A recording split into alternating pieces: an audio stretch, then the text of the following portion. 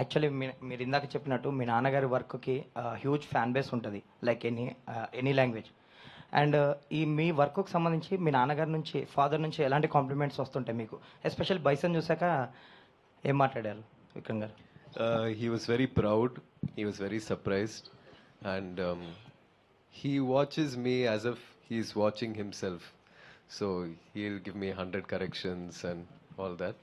So he doesn't see me when he watches me on screen. He doesn't see me as his son. He'll be watching and seeing whether I'm doing it right, whether he's doing it right. So yeah, he's very happy, very proud.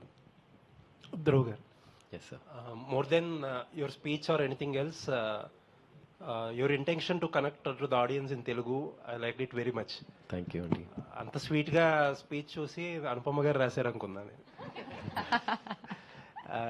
కాదండి, ఆయన నాకన్నా చాలా sweet అండి. నేను అప్పుడప్పుడు కొంచెం